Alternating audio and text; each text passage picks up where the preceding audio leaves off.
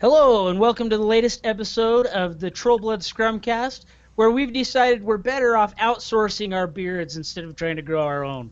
I'd like to introduce our guests. First of all, you'll notice Matt's not here. We've decided that I'm probably a better host, or not. But he decided to take a break tonight. So it's the famous DeffHeadDice, the man who controls all of our online media, the one who really is the one you should send all of your list questions to, Fraser Balfour. Evening, everyone. And then and then we've got our guests, Cory and Drake are here to talk to us about some troll lists, things that are going on in their neck of the woods, and some really fancy cases. You can see a couple there in the background. Cory? Drake? Hello. Hello out there. Fantastic. Excellent. Already better than Matt. Did you see that? Or maybe not. You realize he's never going to come back if you keep this up, right? I know he'll never not show up ever again. Wasn't that Dallas's evil plan to begin with? Just take over for Boris. Strike him down and rise up on his own. Right. Just so you know, I was ready to quit the TrollbloodScrum. I'm the creator. I'm the first one to start it, and I was ready to be done. And Matt reached out to me. I had no idea who he was, and he says, "Hey, I want to help you. If you'll keep it going, I would like to do it with you, and I want to start a podcast." And so I was about done, and that was a long time ago. And ever since then, Matt's kept us rolling, and then most recently it's been Fraser and Dan have been really pivotal in keeping the Scrumcast alive. So maybe Cory and Drake, we'll see. So let's start off with news. Not a lot going on in my neck of the woods. We just finished our Utah Cup at Salt City Gladiator Games. It was a big event, lots of success. We had about 3 days worth of events. And I think it was a lot of fun. Hopefully next year we'll be able to reach out to some of the wider community and get some folks in from other states. But that was a lot of fun. So not a whole lot going in my neck of the woods. What about you, Fraser? We actually have a WTC Canada fundraising team tournament scheduled for August 27th in Guelph, Ontario, which is about an hour west of Toronto. Chris Orr, who's one of the Team Canada members, putting this on. It's a 5-man team tournament. They announced it late last week. It opened for sign up on Tuesday, and it's already half full at 10 teams. They're looking to potentially get 20 teams all together, so there's still room. Follows the same WTC format. We did one, as everyone that listens to the podcast knows, because I wouldn't shut up about it. We did the Ontario Team Championship, the OTC, and we had so much fun. So I've managed to get a few of the guys from our OTC team together to join a team for this WTC Team Canada fundraiser, and What? I'm just talking over you. Do people sign up online? There's a Facebook page, and I will gladly share it. It's actually shared on the 4 New Gamers, and I think I shared it on the TrollbloodScrum page as well. Our team, cool. Because we have 2 troll players, myself and Rob, the other troll player locally, so we're called Guns and Trollses. That's our team name. Hey! So we've got a Signar player, so we've got guns, and we've got the trolls. So, nice. and the best part is, because you can't play the same caster even if multiple players on the team. So we've got Madrak 2, Gunbjorn, of course. Grim 2, and Ragnar. So we've got like the 4 best casters all coming on one team. It's going to be glorious. Those are our 4 best casters? Well, they're the 4 best ones I like right now. Okay. I could be convinced otherwise, but those are the ones I'm building all my lists to right now. Well, there you go. You go with what works. Yeah, there you go. So if you're in the Southern Ontario, upstate, Eastern New York area, or Eastern U.S. area, coming down, it's going to be a blast. It's a 1-day event, so you don't have to worry about being too late. 2 days. It's going to be lots of fun. Very cool. Very cool. And it supports Team Canada. Exactly. A fine bunch. Which to me is really important. I forgot to mention that Canada's taking over the podcast, just so you guys know. So them 3 will probably be a little bit more polite than me, but. Yeah, well, that's what it's all about, eh? Yeah. Oh boy. Sorry, didn't mean to interrupt. Sorry. You guys play hockey, eh? What the fuck you talking about? Hey, I learned all of my Canadian from Strange Brew. So. Sweet. All right, well, Cory, what do you got? We have an event coming up in September. I think it's 9th, 10th, 11th in Kamloops, BC, Canada. It's called Attack X. It is an Iron Gauntlet qualifier on the Friday, where the finals will be played on the Sunday, and then on the Saturday it is a War Machine Weekend qualifier. And the finals for that will be played also on the Sunday after the Iron Gauntlet qualifier. So if you do well in the first event, you're in for a long Sunday. Like there's 3 games total on Sunday, and they'll be the finals. Wow, that sounds like Nice. a wicked event. And where's it at? Kamloops, BC, Canada, at the TCC Center. Nice. And are all the events all filled up already, or is there a place where people can go to?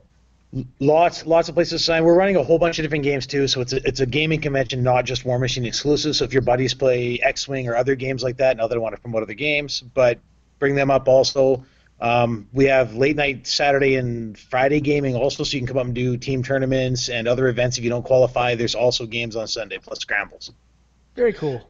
As well as a painting competition as well for those of you like me who kind of suck at the gaming but like having lots of fun with the painting and so on.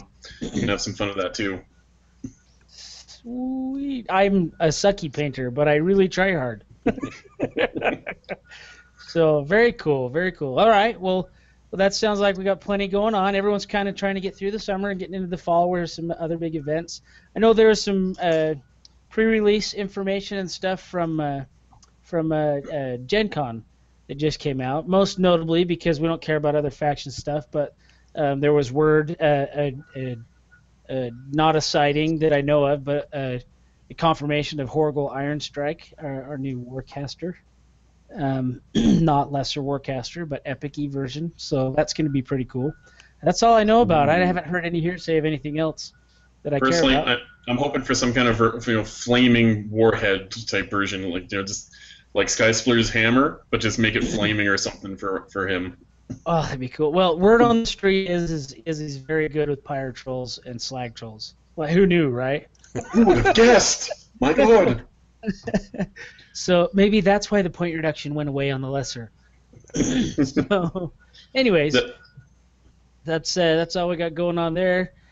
So let's talk about our next one. This is Matt's favorite one, and he always makes me feel uncomfortable because I'm never working on anything.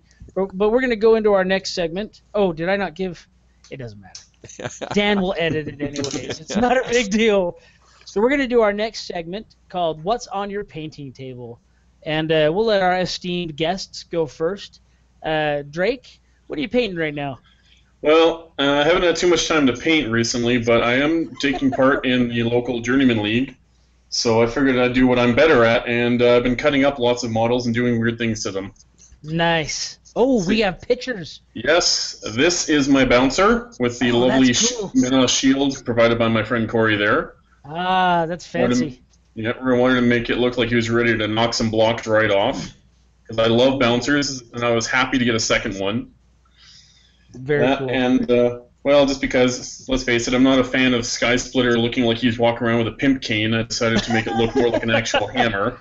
Oh, there you go. So I resculpted his arm a bit and sculpted up the end of the handle, and when I'm done, I'm actually going to have several rune stones floating in his hand. Oh, and wow. they're going to be around about a dime-sized piece of clear plastic, so it'll look like they're floating relatively. So what you're saying is you're much better at this stuff than I am. I don't know about that. I'm just pushing stuff around and cutting stuff up and cutting myself, things like that. Very cool. Very cool. Now, the one you really want to talk to about who's got some really great skills is Cory. He is an amazing painter. And that's a good segue because I was going there next. I'm currently painting up a Menoth force for the WTC. Oh, never mind. It's not trolls. Go away. It's not trolls. Menoth. I've been forced into either Menoth or the second drop we were talking about was possibly Legion. Oh boy. Well, you know what trolls wear into battle, don't you? They wear their So protectors. we're only allowed, like I said earlier, for the WTC format, you're actually only allowed to run one caster per team. Oh. So we can't double up on casters, so we're just trying to make sure that the guy that plays trolls more gets to play trolls for the WTC. Ah, good out. Yeah. Strong I'll out. not gonna lie, I would love to be playing my trolls for the WTC. They're all painted. Unfortunately, cool. my Menoth, I picked the worst color scheme in the world. I don't know if I can... He says worse, but I think they look pretty sharp, especially the way he does them. So I'll try and spin the camera around here. That won't work. Oh, that's cool. Is that like a turquoise with the purple cross? And you've got the checkered shield. Light here. I'll just shift over to where there's proper light. That's cool. It looks like a classic checkered shield there. Oh, I like that. That's Camelot style, Menoth, right? Yeah, it was. You know, I might as well paint the most difficult paint scheme I can come up with, right? And you've Because given yourself who wants to, paint the model and not have to have a challenge? Well, if I remember right, wasn't that paint scheme partially placed on a bet? I might have lost a bet and then not had choice of my colors I got to pick. I love it. Or the pattern. So checker pattern was actually a challenge. I've got I just finished. I played him at Wet Coast here in Vancouver last weekend, but I painted Epic Severius, and there's actually a checker pattern across the entire bottom of this Coke. Oh my gosh. I don't know if it's seeable because of the poor light I'm in. Oh, that's horrible. Okay, you're a better painter than I am. When I say that's horrible, I mean that me thinking about trying to paint that makes my head hurt. It made my head hurt also. Every time I look at painting the new Qatari, I'm like, oh, plaid again. So, we got there. We got plaid. Very cool stuff. I like it. Show us pictures when you're done. You betcha. Okay, or even we want in pictures progress so we shirts can. as well. I will send you pictures of the entire army once lists are locked. I can show you Sevi and Durst because I'm definitely probably not playing them. But we got to keep it hush hush, right? Yeah, right. Menoth. That's the worst part. Is I don't know. We don't have to have our list, I think, finalized to the end of August, so I've got a month of play testing. So you're different than I am. I usually post my list out for anyone who wants to see it, so I can get advice on how to make it better. And then strangely, when I go to the tournament, people are surprised that that's actually in my list. Well, see, that's the whole reason we came on here, right? Counterintelligence. We feed the world the wrong information, right? I like it. I like what's going on here. It's very untroll-like of you. Hey, we Canadians, we're a sneaky bunch. That's what it's all about. That's how we survive with so many of you underneath us. Oh. Geographically speaking. Oh. Well, there's like 4 of you up there, so. There's 12. We got some And dogs 3 of them are on the cast with you right now. Yeah, exactly. Very cool. Well, Fraser, what are you working on? You guys were talking about plaid and tartan. I gave my first attempt at that, and wow, did I do a horrible job. So I'm trying to find a good tutorial to make it where it's a little bit less painful and looks a little bit less sucky. So if you have any suggestions or pointers for plaid, please send them my way because I could definitely use some. So the old Forces of Trollblood book has a plaid guide in the back of it for Mark II. Okay, I'll take a look. That's what I learned on, and my plaid doesn't suck. It's not great, but it doesn't suck. See, I tried using the one that Alan O'Brien does, the guy that does, and his stuff is just gorgeous. But he had a nice little shot. It's like 6 little pictures, and I said, "Oh, that's easy. I should be able to do that, no problem." Yeah, I couldn't do it. It really. His skill level is well beyond mine. Yeah. It's. Oh, I've done checkers and stuff like that before with my orcs in 40K, but this was like this. I need more practice. So, and I also need better brushes, I think. So that may help. Might help as well. But other than that, I'm just working through my fen blades because I think almost every list right now needs fen blades. And then I have to paint a set of a full unit of Scimitars for Alex, one of our local guys who won them in a raffle at the Battle for Breath back in May, which I haven't done anything about because I'm a bad person. So, well, eventually. Welcome to the group. Well, I'm doing a Journeyman League right now with the new Trollblood Battle Box, but I also have to paint some battle boxes for my Press Ganger obligations. So I'm currently painting a Super Battle Box. So I've gone Signar. If you didn't hear me mumble that, my Signar Battle Box. But I think I've outsourced it to a buddy of mine. We're going to paint it with as described in the book, the Winter colors. So that's why that's why you're wearing your blue shirt now, because you're going all into Signar. No, I just not all in, because I'm a troll first, but I am building a gun mages list. So in other words, you got to check his back for that yellow spot, right? I mean swan. I've always had a somewhat sort of soft spot. I've never forgiven Leto for throwing us under the bus though. But so that's why it's Winter Colors. Winter Colors. So a little royal blue instead of the sucky Cygnus whatever crap.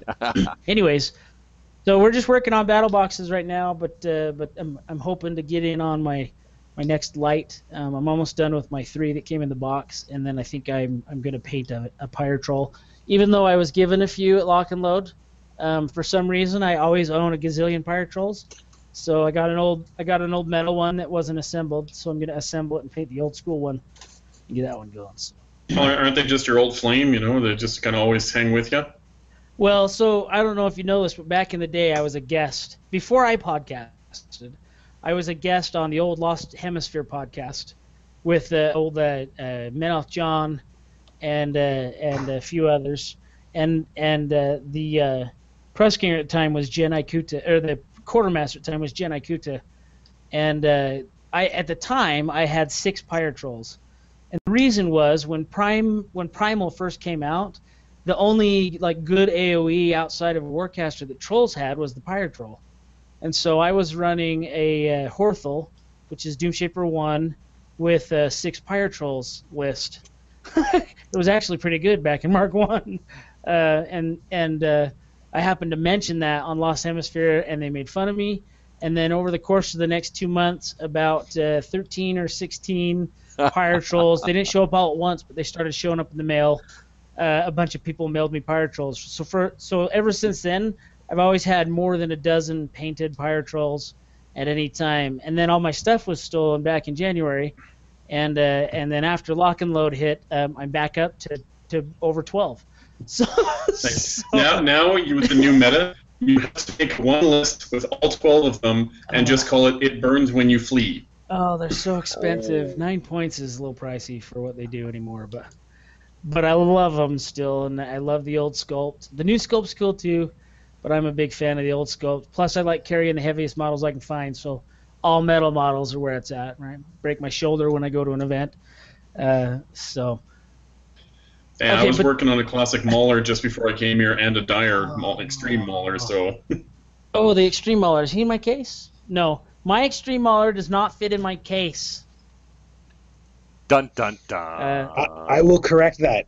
It's because of his base. He's got that big rocky base, and it's too wide to slide in, if that makes any sense. Too tall or too wide? His base is just as wide up high as it is down low. If you send me pics, I'll send you down a tray that fits it. Well, you don't have to do that. You don't have to do that. I don't mind that. I want to make sure your army completely fits. Well, as you can see, there's a few gaps on a few things I'm working on, but almost everything I own fits in these cases, including some of my mercenaries. Sorry, some of your boomhowlers, you said? Boomhowler's in there. Where is he? Yeah, here's Boomhowler right in the middle there. It's fantastic. So that's a good segue to our next section, which is why our friend Cory and Drake are here. Is they've started a Kickstarter to showcase, and we talked about these cases a few podcasts ago, but these guys were nice enough to give me some cases because I didn't have anything, and I'm very extremely grateful to have some way to transport my models to and from the shop, and I like having a way to display them at home. You can't see it right now because I'm not done with it, but when I display them on my desk downstairs, I have some LED backlight behind them that shines through the cases and makes them look really cool. So it's kind of nice to have a case that I don't play as much as most people, and so it's nice to be able to display them while I'm not playing them. So I'm very grateful for that, and let's talk about it. So I'm going to turn the time over to Cory and Drake, and we're going to talk about these fantastic cases. Well, Cory, they're your baby, so go for it, man. To be honest, I'm always at a loss when it comes to talking about them because it really wasn't an idea that I had. It was like the concept and how to build it was, but it was an idea that sort of developed to our club. And, well, it probably took us 3 years to complete from when we started. And it was about 20 years of gaming experience and 15 to 17 years of experience in the in more industrial jobs that led to making it. The idea now is we kickstarted to hopefully fundraise enough money to be able to buy a nice laser etcher and a good CNC machine to offer the best quality product we can offer. Nice. What we want to do is we definitely don't want to see something go out the door that isn't to the best of quality, and we want to keep our price as reasonable as possible. So to do that, we need to purchase good machinery for ourselves and not have to outsource. Because the moment we outsource, we add 10 to 15% to our price. So tell me about your normal case. That's the big one, right? Yep, so our standard case, which I have actually beside me here. Oh, good. I don't have to lift mine up because it's got a bunch of metal models in it. Ooh, there it is. So that's our standard case. And our standard case comes with, now, everything's modular, so everything comes out and can be changed. So if you don't like a setup or you're not running a Colossal, you can swap it out. But the basic format we have now, it fits 42 small base models, so 30 millimeter. It fits 12 medium base models, 12 large base models, and a 120 mil model. Nice. So, Plus a small base tray that's 2.5 inches in height by 7 by 12 underneath. Okay, turn back to the case. So that's the case. You were talking about the one you just showed us, right? That's this case right here. How many does it fit? So this case fits a grand total of 42 small base, so here and then 2 rows here. 3 rows of 4 deep of the 40 millimeter models. A small half shelf, which fits 6, and a half shelf on the bottom, which fits a total of 12 large base. Nice. So the 50 millimeter models, and then one colossal sized model. Nice. That's cool. So for your average army, that'll fit pretty much everything. If you're playing Khador, you can bring all your jacks. You can bring your Colossal. You can bring all your Widowmakers, your Marksmans, your rocket launcher dudes. I hate them all. You seem to be very knowledgeable. You seem to be very knowledgeable about all this Khador stuff. I'm a little nervous. Because Khador is everywhere. My 6-year-old plays Khador, and he legitimately beat me in a battle box game about 2 weeks ago, and it was kind of embarrassing. But okay, yes, my 6-year-old legitimately beat me. He can't even pronounce half the words on the cards. But hey, it is what it is. He knows how to measure. So if it helps you any, my 12-year-old beats me pretty routinely. And I'm on Team Moose for the WTC, and I think I lose to my 12-year-old more often than I win. I don't play my 9-year-old very often for the same reason, because I don't like losing. That's good. It means you guys are raising up the next generation of warriors. Okay, so let's talk about that case. What if I play an army like, I don't know, Trolls, and I don't really have a lot of small base models, but I got a gazillion medium base models?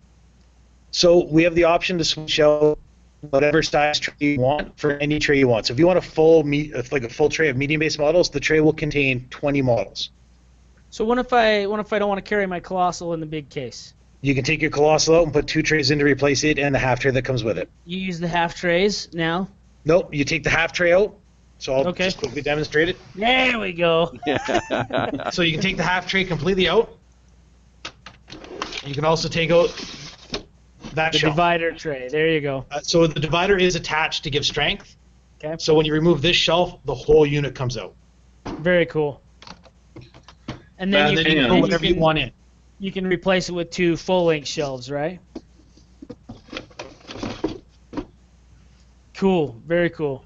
So the case that you guys gave me is almost all medium base models. I've got one shelf here in the middle that has 1, 2, 3, 4, 5 rows of small base, and it fits all of my whelps and my burrowers, and my bushwhackers aren't in there because I have extra whelps in there, and then my keg carrier and the mugs and crump all fit very nicely in there. And then it fits. I've got a full unit of Krills in there. I got a full unit of Boom Howlers.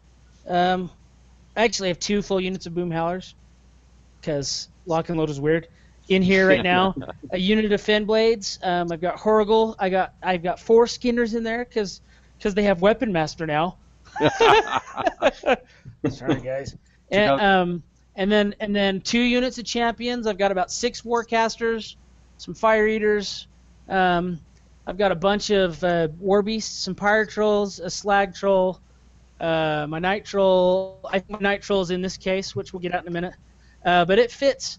If I'm going to the gaming store or if I'm going to a tournament, this fits my 2 lists, sometimes even 3 lists, pretty easily. Also, it has the tray in the bottom that right now I have all my paints in, and some paint brushes and some of my flocking, and also some of my tokens and stuff like that are down at the bottom. So I love it. We etched the front, and these guys are going to be able to etch it too if we can make their Kickstarter happen.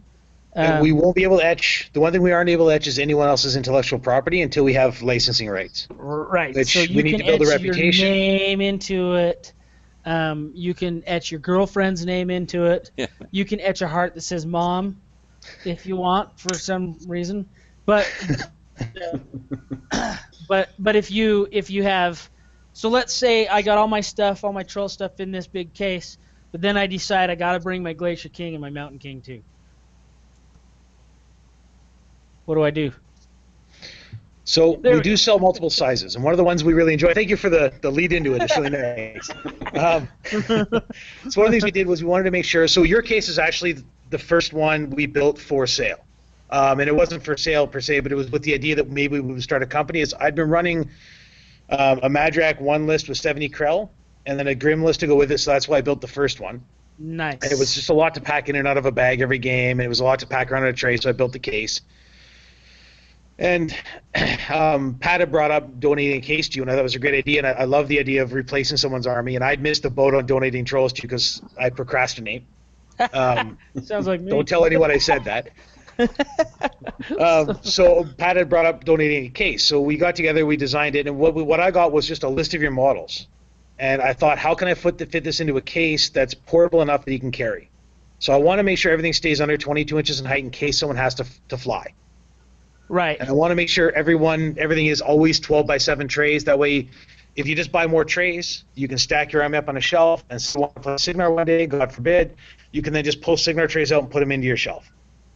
So show them the tray one more time, because this is my favorite part about the case, is like you said, you can pull the whole trays out and set them on your shelf and just pick your other tray up and slide it back in. And unlike a bag where you have to dig foam trays out and stack them all up, so the bases slide right into the grooves that they've made, and the models all stay in them. And if you'll lift that up so we see the camera. So my favorite, I don't know if you guys can see this or not. Yeah, you got to lift it up. No, we can't, Corey. So my favorite feature is removing models is honestly just this simple. Lift it up. Corey, lift your camera up. Oh my God. Up or down? Down. We can't. There we Down. go. That's insane. Okay, I'll get those out of the way. So it's really this simple. You just Little hold lower. your finger and pull the tray. A little lower. Wow, that's fantastic. Yeah, there you go. Okay, look at that. See how all the models stay on the tray?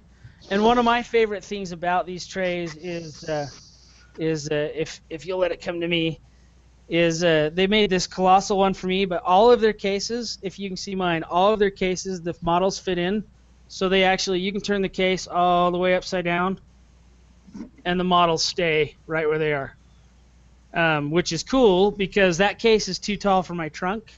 And so when I put it in the trunk of my car, I lay it down on its side, and all the models stay. All of the trays stay where they're at. Nothing falls out. I saw these guys at Lock and Load. They would just lay the whole thing down sideways on the table next to them, so it wouldn't take up as much space. It's really kind of a different design. I really like it. Now, do you sell these small colossal ones too? So our Kickstarter page has it's at Modular Army Transport. Throw that plug in. It has a listing of all we sell. There's actually a short 2.5 to 3 minute video and then a minute trailer at the end, which goes through each of the products that we have in our line right now. We are working on the other game system bases. So the 25, 30 mil, 40 mil that Corvus Belly and Games Workshop use, we do have the ability to transport those. We just haven't flushed the line out and tested it enough yet. Nice. Which means even more modularity if you play multiple games. So say you play Infinity or Guild Ball, you can have a smaller case for those games, and then you can have a bigger case for your larger games, and all your shelves can trade wherever you want to put them. Very cool. Very cool. Well, tell us. Yeah. Tell us. I know I'm gushing because I wasn't sure about it when I first saw it. I'm like, well, that's a really interesting idea, but does it work? It does. It does. It does. And it works well. now, if we have a chance for a quick segue here, this is a prototype that we just had finished like an hour or so ago. So if you find yourself on a long road trip, in fact, as you say, you were putting your cases in your trunk. Yes. Well, now we've got this. These nice cloth bags made of denim and so on. Oh, nice. It just slips right over the handle, and you can just pull your cases out. Oh, nice. That'll keep it from getting dinged while Scratched up and everything. When you're all done, you got to travel back up and load a bunch of them into the trunk of the car. You just slide it on. Your handle goes right through the top, just like your button on your jeans does, and you're all set to go. And we've even got it so that this is just a prototype for the initial bag, but later versions are also going to have straps so you can wear it like a backpack.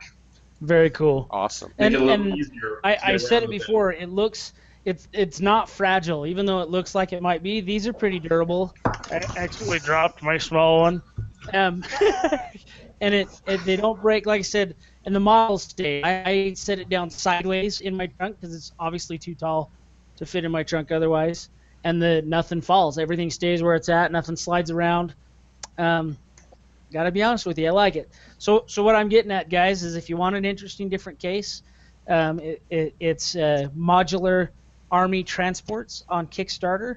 They have 23 days left to go, and I think I'm going to hit the back this project button right now because I haven't backed it yet. So I will start doing that. Actually, Dallas, do you mind grabbing the Colossal case? Because the one thing I noticed, and I think this is fantastic, you're using some of the empty space. So you have the two Colossals on the bottom, but you've got a row on the top that you're filling in as well. And I hadn't seen that before.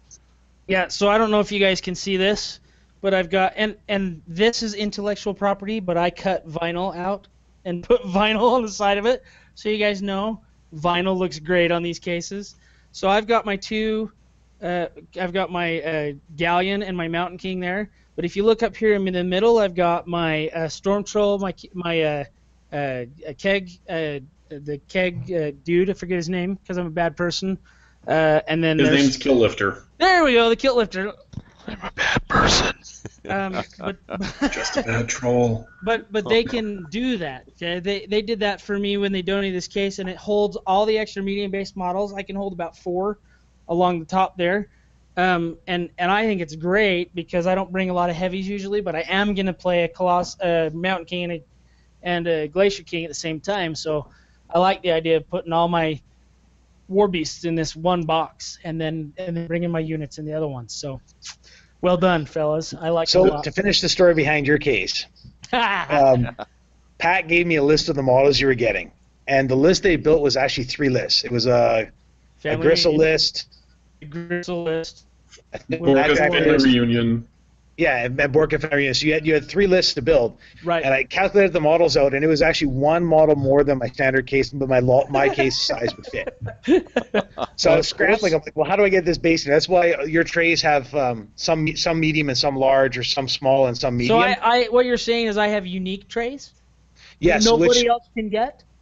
No, everybody else can get. If you have something you want custom built, we'll do custom whatever you need. All right. So if You just got the list, first ones. Okay, all right, that's fair. You have the original.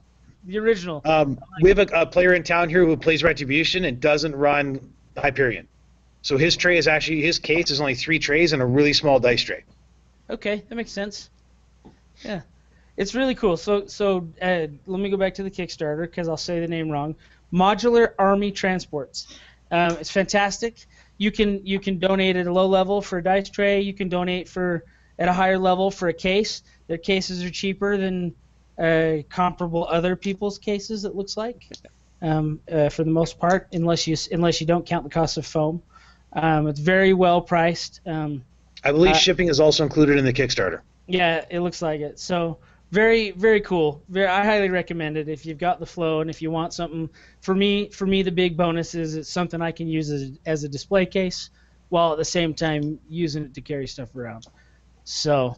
Amen. That's something I love about it.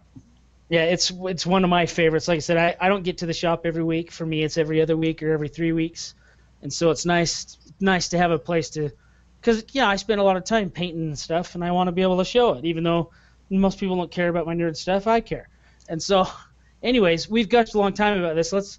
Let's one final plug if you want us to know one more thing, and then let's move on to the list building section since we've been going for 40 minutes.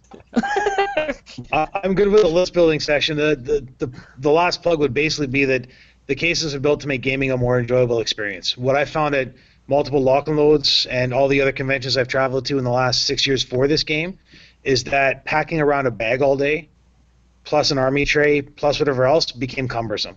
Yeah. And leaving my bag in the corner of a room with whatever models I had left over, and it was also frustrating. Mm-hmm. What I found over the last 6 months of using mine is it makes all gameplay easier. Because I can take models in and out so easy. I never lose models or leave them at a table because what I do is I flush each row up with empty bases. So all my models are pushed right to the front when I'm playing. So when the game's over, if nothing's pushed fully back, I'm missing a model. I've left it on the table. I do that a lot. That is a huge problem I've had over the years, is going back looking for that one solo I forgot that's beautifully painted sitting in a bush somewhere. So if someone has questions, where do they send their questions to? So we have a Facebook page at Modular Army Transport. You can also email the Kickstarter or just message on the Facebook page. Very cool. Well, I'll say one more time, I love my cases. I was concerned about them working when I first saw them. I'm not concerned. They do great for me. I haul them all over town. They spend a lot of time in the trunk of my car, and they're doing just fine. So I like these cases a lot. So. Thank you. All right. Moving on, as Matt would say. I'm going to turn the time over now to Fraser, and we're going to do a little list building dojo provided to us by one of our listeners. Yep, and you know what? You think I'd be prepared and actually have that person's name in hand? I had the list ready. Hey. I didn't have the. It was John Bezzy. John Bezzy reached out to me, which after he was the first person to actually reach out to me for list advice. So I was, it was like, oh, it's so emotional. Little does he realize what he's getting himself into. So, but that's why I'm dragging you guys in with me. So he wanted some suggestion on a Grim 2 list. So he has this list. It's designed for fun, but hopefully not to lose all the time. And I told him I've played Grim 2 like 3 times, so I'm not the person to ask. So his list, 75-point list, it has Grim 2 with the good old Mugs and Crump. He's got a Dire Troll Bomber, 2 bombers actually, and Rock. He's got Brayland Wanderheart, Alton Ashley, Lanissa Rissel, and a max unit of Highwaymen, and a max unit of Burrowers. And so that was what his 75-point list is. I mean, I think, Dallas, your first comment was questioning the Burrowers. Well, so let's talk about the Burrowers first, and then we can talk about the battle group and some of the other additions as well. I keep hearing this mostly from non-Trollblood players, but they're like, man, you can leave him burrowed the whole game and totally control the board without ever bringing him up. And I'm not sure. What do you guys think about it, Cory, Drake, Fraser? What do you think about Burrowers in that list? If they're burrowed, you're not playing them. Yep. And they're a great just on the board. They're not removing other models. You're basically letting your opponent play however many points up on you. Now, you're threatening with them, but you got to get him in the game. And to be honest, if it's a Hunter Grim list, he's going to get him in the game because you want Hunter's Mark on him. So it makes them more survivable than they used to be because they'll deliver for the feat turn. So I don't mind him in the list at all. It's a POW 14 gun that's going to hit because of Hunter's Mark. So you like him because of Hunter's Mark. So you want to unburrow on feat turn. Yeah, I'd leave him burrowed and move him right till feat turn and then just pop up and be like, hey, surprise, here's a bunch of shots. Okay. And then they're going to die. Well, yeah. But you're not losing bombers in the process, so it's probably a good trade. That's why we bring good players onto the list, so that they can... Well, question, what was the Burrowers, was that min or max? It was max. Okay.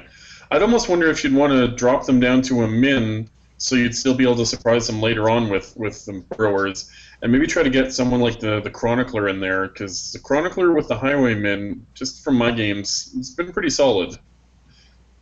Okay, so remind our listeners, the Chronicler, you use them mostly for Tale of Mists, right?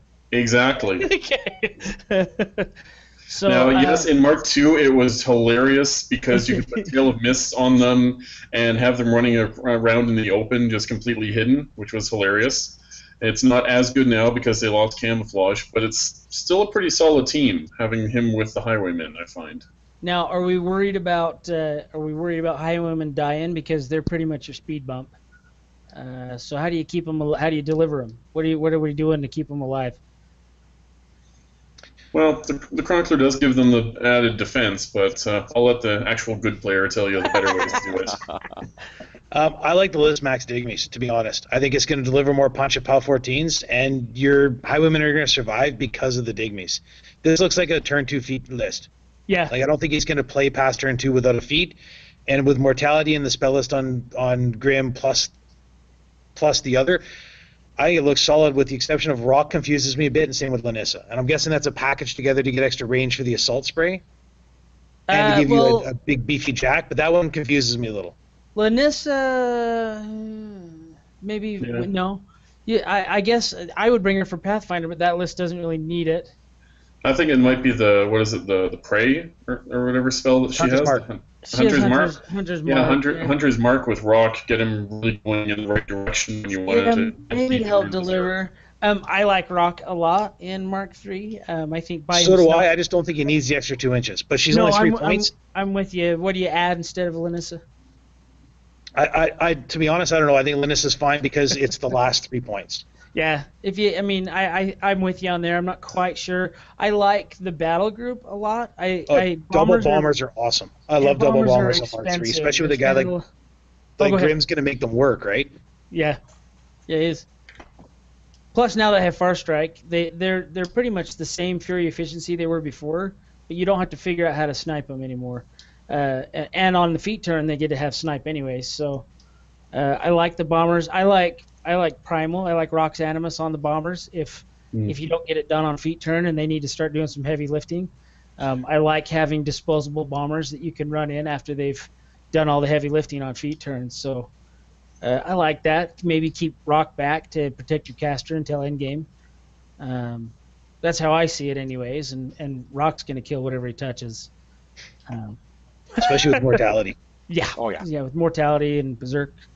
The only thing I could think of is if maybe dropping her just to include something like a Gobber Chef, because then you could run those beasts really hot. Well, you could drop her and put maybe a couple Feral Geists and a Chef, or one Feral Geist and a Chef, or you could bring some Swamp Gobbers, because maybe a little extra protection against a shoot list. What's your drop with this list? Who are you playing it against? Everything that doesn't shoot me off the table. Not Signar. Not anything that you can out-threat with a Walk 5 range 12 beast. Yeah. So you're going to avoid Manoth because there's no magic weapons. Signar because they'll probably outshoot you, but you can drop this in the Kador. You've got enough long for the end of the game to probably finish off a couple big heavies. Yeah, with your kegs soften up on the way in, and with Primal, you should be able to take down some Kador heavies without much issue. Plus, your range threat with those kegs is really good. Yeah. Oh, yeah. And they still hit.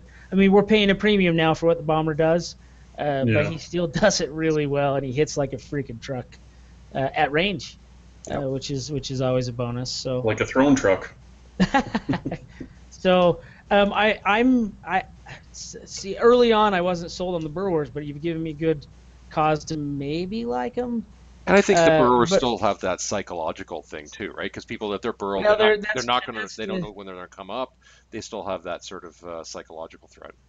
Well, you're going to ensure Hunter's Mark, which is going to make sure that your bombers are going to hit stuff, and with Braylon and the Highwaymen, we can step past into a back arc and get some really good bonus. I think if you play it right, you're good. If they have good infantry clearing, you might lose points on the Highwaymen. But again, if you're feeding early, I think it has some merits, worth some try. I think maybe if it was me, because I'm not comfortable with the new Burrowers, I would probably just drop them and bring Fenblades. See, yeah. Well, you can try out both, because I know you for a fact you've got some Burrowers behind you. I do. Burrowers are right there, and the Fenblades are right there. So just think about this: what if we dropped Rock?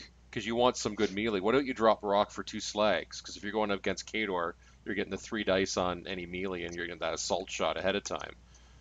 Well, I think Rock gives the bomber some threat, though. Oh, yeah. Okay. Because they go up to Matt 8 POW 18 because they're 60 Mat 8, base, so Mat they 8 get a POW pretty big 17. buff with Primal. Aren't they Oh, okay. 15? Are they 15 melee? I- Okay, they might go to 17, and then I believe they are 15.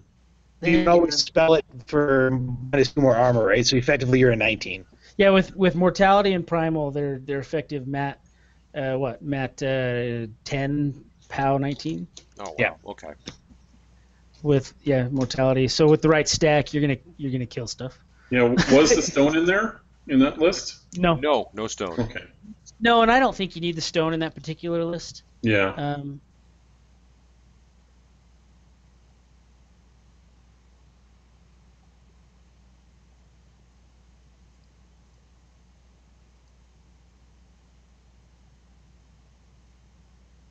Or that fury on your stone anyways, you're going to want it to set up for the next turn, which you'll probably feat turn 2. Or, Yeah. you'll probably feat turn 2, especially if you go first. I mean, definitely. especially if you go second. If you go first, it might be turn 3. But you're going to feat early, for sure. Cool.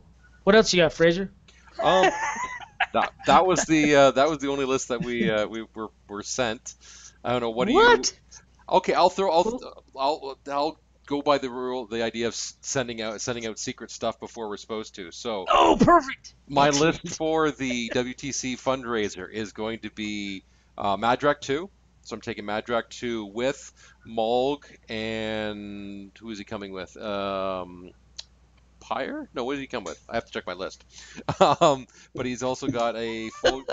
You think I'd be prepared for something like this, but no. This is the level of professionalism we strive for here, and it's been a long day.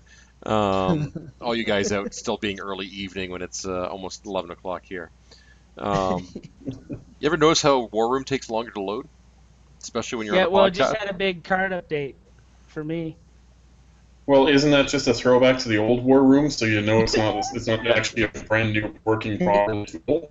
I got an army collector now, so I don't have to use my manually updated version of iBodger. So So here we go. So my and I have to admit I stole this from Goris. So my Madrak 2 list is Madrak 2, Mulg and a Pyre, is right about the Pyre.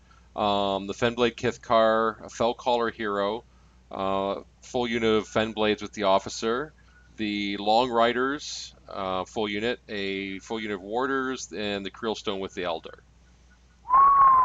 tell me your approach with this list. So this one, I actually played this list on Home Machine last week. I played into the new Scorn Battle Box caster, and basically what I did is I flanked the Tuffaloes on one side, the blades on the other, just a little bit off of center, and then ran the Warders straight up with Madrak in behind, and having the Kithkar and the Fellblades supporting the Fenblades on the way up. Now, I was trying to be crafty, and I basically kept flanking the Tuffaloes all the way through, and didn't actually even get them into play, but there was enough of a threat where he just kept having to pay attention to them. But the trickiest part with this list, and I felt so bad for Robert, the guy I played, is I purposely left things alive so I could then Pac-Man through to get to his caster. And having never played Madrak 2 before, and only playing a little bit of time with Madrak 1 and never realizing the joys of Pac-Matting, oh, it was glorious. I don't think I've had as much Isn't fun. that how you win? I mean, you know, step 1, bring Madrak. Step 2, Pac-Man. Step 3, Profit. Yeah, pretty much. Let's see. Back in Mark 1, I saw a player crusher through 42 models and end on their caster and kill it. So he because it was just a friendly game, but it was so friendly by the end of the turn. If you want to talk unfriendly Madrak, Cory, take it away. Nope. I don't want to talk about Madrak and 60 Krell. 60, I love it. Oh, Yeah, Madrak back in Mark 2. This wouldn't be that long ago. I was at the Seattle Open and I played a couple of games with Madrak and 60 Krell. Oh, that's awesome. And you Carnage, Feet, Fellcaller, Fervor, and your Krell goes up by 6 mat. Oh, And your POW 17. I went through an entire army of exemplars in a feet turn. Oh. It's beautiful. I miss Fervor. I'm sad they took it away from the Krills, and I'm So- sad they changed it for the Sons of Bragg. Makes me sad. So we just had someone else put a Madrak 2 list into the Twitch chat, which, by the way, if you're listening to this as a podcast, we do broadcast live on Wednesday nights at 11 p.m. Eastern Time, 7 p.m. Pacific. So J Herb 5000, it's Madrak 2 with a Mauler, 2 Impalers, Max Fenblades with the UA, Min Stone with the UA, 2 units of Min Long Riders, Kith Car, Fellcaller, and Chronicler. So I'm kind of interested on the Impalers. That seems to be No, because the Mauler's Animus increases their strength. So now you've got strength 16 Impalers with Crit Slam that can Far Strike. It also gives Madrak Far Strike. Yeah, it also gives Madrak Far Strike. Who doesn't love throwing that axe? Yeah, very true. So or losing it. Sorry. Yeah, shut up. Are you a troll or not? Not you, Luke. Oh, we're talking about Morris, just because Morris lost it. Now. It's a Goritz dig, not a troll dig. Sorry, Matt. That's supposed to be mine and Fraser's axe, just so you know. Yeah. Just so you know. Well, I had my lost own it. for a little while, then I had to give it away. It was never really mine, but Such a cool axe. it So was. I like the Mauler with the Impalers. I think that's a good move. Plus, the Mauler by himself is really solid at 15 points. Yeah. I think he's one of the most solid beasts we got for 50. Yeah, for that price. point for he just gets so point much for work point, done. the Mauler is very cool. So I like this energy there, and I like Far Strike on Madrak. With the Long Riders and the Fen Blades, you're counting on them more for Madrak's feet, I think. But you can flank each side with the min unit of Long Riders and jam up the middle with Fen Blades. That's pretty scary. That is. I wouldn't have thought with the Impalers, and he's saying it's their POW 17 under the stone. So with with the stone, they're 17. Yep. yeah, so that would make it even nastier. The Impalers aren't going to be up in the threat until they have to. Don't forget, Impalers are okay in melee. They have reach. They hit decently, especially with a little bit of buff. They're going to hit pretty well. But yeah, things with reach with Madrak 2. Everything I think in his list has reach except for the stone, which is what you want to do when you have Crusher. Yep.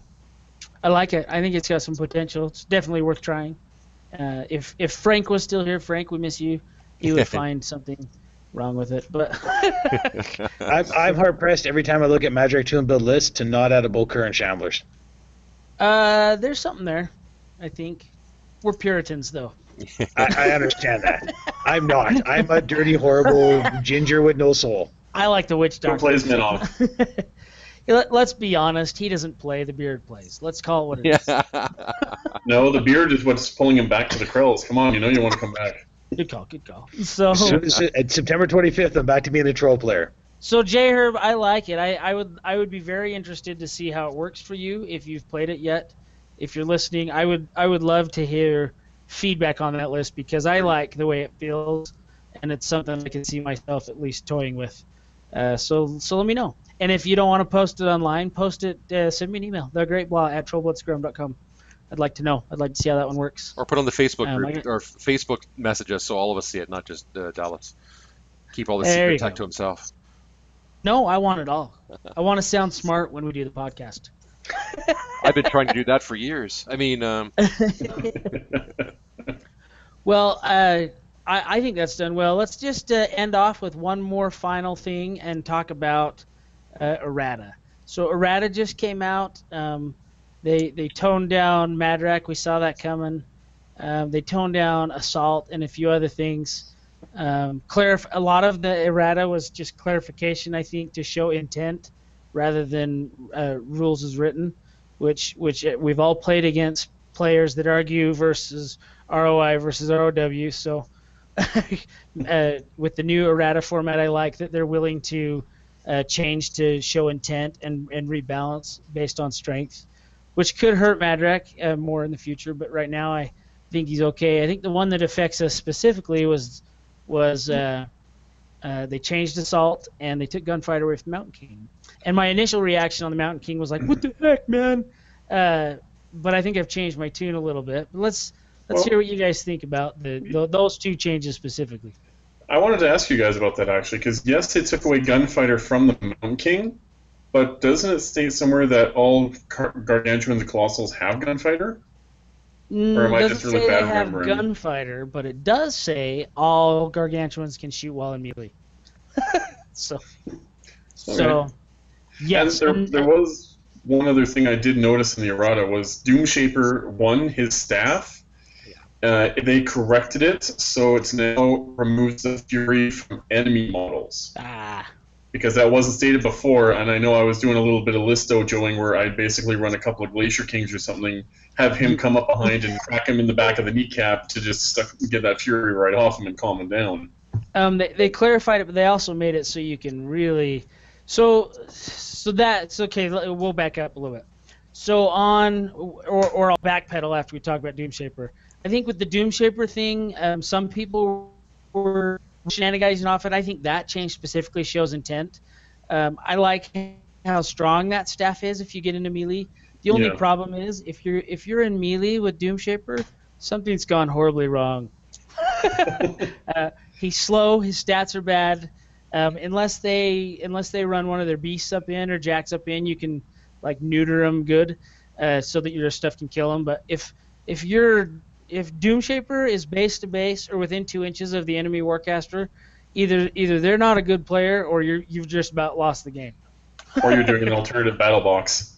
Well, maybe, but even then, it's his defense 13, armor 15 is not good, and he's not going to survive. Old man stats. Yeah, he's not going to survive. Hey, so. I killed Getterex with Sevi 2. Old man stats can still work. Sevi 2's. Well, to be honest, I also killed Sorsha 1 with Doomy 1 in melee, so... It can. I'm not saying it doesn't happen. I'm just saying if Saying it old does men carry happen, big something's sticks. gone horribly wrong. I'm just sensitive because I'm an old man. And being an old man, I like to think that I can still potentially put up an argument or a fight. Or not get what bugged you're in an saying alley. is you feel a kinship with Doomshaper. Is that what you're saying? I feel a lot of kinship with Doomshaper. Right down to yelling at people to get off his lawn. I love the Doomy 1 sculpt. That's perfect. So okay, so now we backpedal into the gunfighter thing with the Mountain King. My initial reaction, and I think it was you, Corey. You got my initial Facebook reaction on that. My knee-jerk reaction wasn't good. I was pissed off. Then I read the rules, and Dan actually posted them on our Facebook group. And Gargantuans can shoot while they're in melee, anyways. So what they did is nothing. He had 2 rules that both said he could do the same thing, and Gunfighter on his card was superfluous. Now, just to step in here, JHerb5000 is in the chat again commenting. He said that with Gunfighter, he could take a free strike with his spray. Is that true? Because he could use his gun. He could. Yeah. And that's maybe the reason they took away the Gunfighter, so you're not getting maybe. that. I think he's the only one that ever thought of that. Thanks, Herb. If I only know, I would have been using that long ago. That's why, but depending on what I'm free striking, I'm probably going to punch it anyways. That's true. So ultimately, with the way the Mountain King works, I don't think that really affects 99 out of 100 players. I don't think we even care. We can still assault in. We can still kill shot. We can still spray twice in a turn. They did change assault, so you can no longer assault if you're already in melee, which makes sense, right? So that's the other change to the Mountain King that initially made me upset. But again, I think if you're still alive and you're still engaged on your next turn, you can free him up to assault again if you need to, or you're just going to punch something to death anyways, kill shot, and be done with it. So I think for his points and what he does, the Mountain King's just fine. It doesn't change the way I play my Mountain King, and he's right there. So still in the case, still being taken to the shop. It's because he's one of the best models in the game of power attack throw. Absolutely. Yes, he is. Power attack throw is so good now. Amen, brother. Well, I've been making fun of Canadians, but I got some other Canadians that are finishing a Glacier King for me, and when I get my Kings, so I can play them both in the same list at the same time, there will be a lot of Mountain King, Glacier King tag teaming going on. It'll be a in my beautiful list. thing. I know that's a lot of points in a 75-point list, but dang it, I'm gonna do it. It's gonna be glorious. Hey, our last Mark II tournament, I bit the bullet. I went in with Doomshaper and 3 Kings, 2 Glaciers and a Mountain, and Wow. It wasn't great, but it was hilarious. Well, we're gonna have the Sea King, so we're gonna be able to do We Three Kings here pretty soon, and it's gonna be fantastic. Well, I think the Mountain King and Glacier King can do really well on a list. Their points, they take a lot of points, but with the right models to support and screen with those guys, I think you can really hold down a scenario with those two pretty good. So Gunbjorn and Glacier King all the way. Gunbjorn. So the list I've been making with the two is Gunbjorn, Dozer and Smig, Mountain King, Glacier King, and then pretty much you have very few points left for a little bit of support, but it's pretty good. Don't say it, Cory. It's good. I got nothing. So, all right. Well, I think we've hit our hour. You guys have listened to me ramble on plenty of times. I want to thank Cory and Drake for being on, and Fraser for keeping us going and making sure that I don't like mouth breathe too much into the mic. Yeah, and we actually had one follow-up question regarding the case. I'm gonna jump in. Oh, so you did there in the end. You heard me ending it. I know, as I do every time. So there was a question. He said, "I have custom bases that are thicker than just the default black bases. These look like they would only slot into a default height tray base, correct?" So what he's asking is, and I think you covered this already, is that you can custom make some of these as well. So they could be slightly higher in height, can they not? Correct. If he wants to contact me on the Facebook page or send me an email at mattkamloops at Facebook page. If he wants to message me on the Facebook page or through the Kickstarter, send me an email. I can respond to it, and if he can give me dimensions, I can make a mock one. Or if he tells me the site he purchased the base from, if he bought it online, I can buy one and then make a case for it. There you go. He Awesome. can custom make any tray, is what he's saying. Yep. So my goal, our goal with these is, to be brutally honest, is to make a gaming experience better, and that is it. If it means I have to customize and make for each and every player, that's the goal. And if you want, you can have a picture of my face on your tray going just like this. Oh, the humanity. That costs a lot extra. I think with that bombshell, this is the TrollbloodScrum Scrumcast signing off. Awesome.